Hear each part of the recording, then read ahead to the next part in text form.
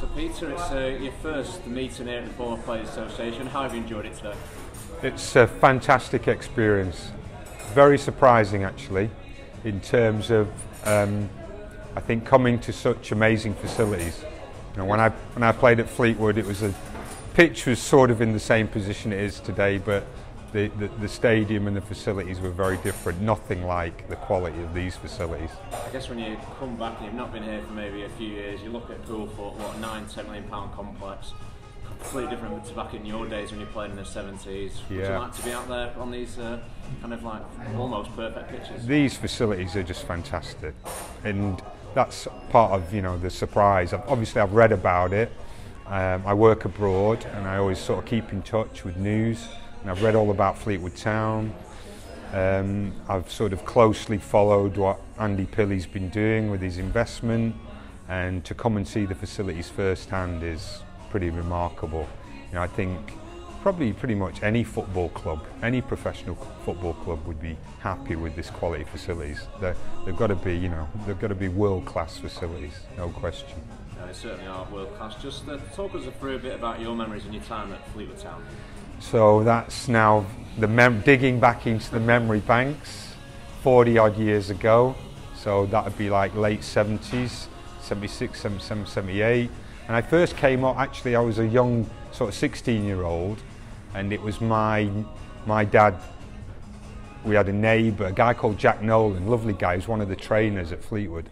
So I first came up here as a young lad to train, but then obviously I bedded in, they sort of liked the look of me.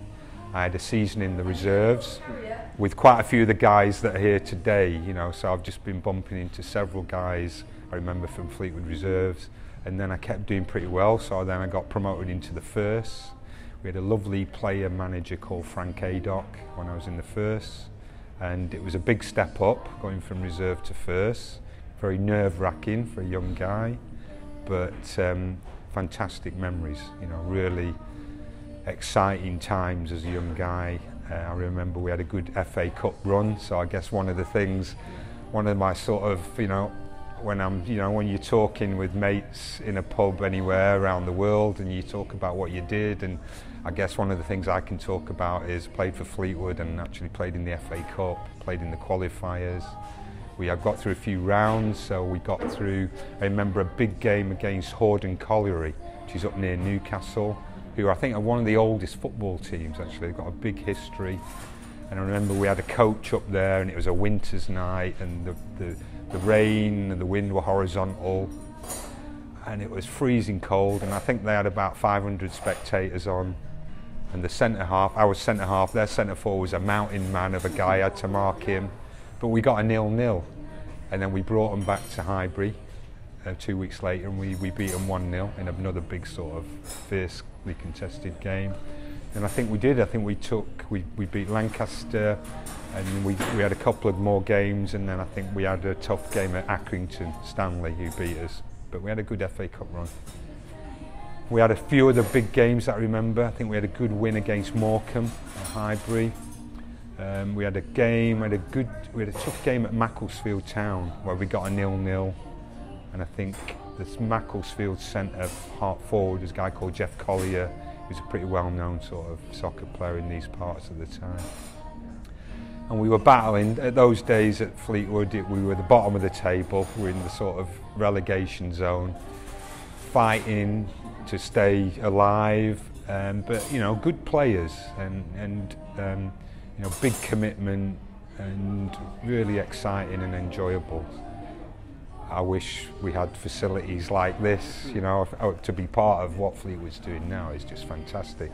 You know, I hope the players here and the young players know how to appreciate it, because it is fantastic. So it'd be interesting for some of those players, maybe to the younger players, to speak to some of the former players about that time, because like I said, it's so different. Yeah. Maybe learn a few things and not take things for granted. I know there's a lot of money in the game today. Yeah. I guess maybe back, 30, 40 years ago, there wasn't the same kind of money involved in football, was there? Yeah, definitely not. And I think the passion's always been there. And you know, when you come like Fleetwood, then we're Northern Premier League, which is a tough league, you know. So what you sort of learn is when you, again, you know, I've been watching what Fleetwood have been doing over these seasons, watching them come from you know, the national leagues, into League Two, getting promoted to League One. You just know, you appreciate how tough that is. You know, stepping up a league is a massive step up in terms of, you know, fitness level, skill level, physicality, and I think, yeah, hopefully the players here now appreciate what Fleetwood Town has done with its history, how it's come out of the sort of national leagues, the amateur leagues, semi-pro leagues, where the standard is really high, and then you get into the professional leagues and even higher. But don't take it for granted, yeah. It's, you know, it's a fantastic achievement, and what the club's doing, what the owner Andy Pilley's doing with his investment in the club, in the community, in the region, in the Foul Coast. You know, I follow it in the news all the time. You know, the first thing I do on the sports pages is look for Fleetwood news, Fleetwood scores. I read everything I can about the club and how's it doing, and it's just it's remarkable. I think it's, you know, I think it's one of the most amazing soccer stories in English professional football. Yeah, what in 10 years, what Fleetwood Town's doing, you know, the big name clubs have big, you know, big corporate backing, big international backing, big ownership, you know, as it's become a big business. But Fleetwood Town is a story that is more remarkable, I think, of you know, one guy's investing his hard-earned money in a club that he loves and a community loves, and is clearly building a really solid sort of foundation and platform and legacy. And, you know, I really hope that Fleetwood can keep going up. You know, if it could get into the Championship and play against seriously big clubs, that would be fantastic. The club missed out a few years ago getting into the Championship, maybe automatically get with Bolton, but you look at now with Joey Barton and what his side are achieving. You look at some of the results they've got: 5-0 win, a 4-0 win away from home against teams in the promotion playoffs last year. Yeah. Where do you think the side can go with Joey Barton now? I think now, with the ownership of the club and it's sort of how solid it is, I think it's all going to be about getting that bit of magic where a team suddenly gels. I think you can try and design that, but you can't force it to happen. So I think now for Fleetwood, if it could well be that there's a season coming, or a golden couple of seasons, where they just get that blend of their own youth development combines with the you know, bringing in a few pros where it clicks. And I think to get to that next level, you've got to have a season where you've got a squad that's just suddenly clicks together. Your injuries are containable, and your suspensions, and then you just have that season where everything comes together, and then you can ride that and you can get promoted. And I really hope that, you know, Fleetwood get one of those seasons coming up soon, and to have then get into the Championship and try and survive there for a few seasons would be an amazing sort of culmination.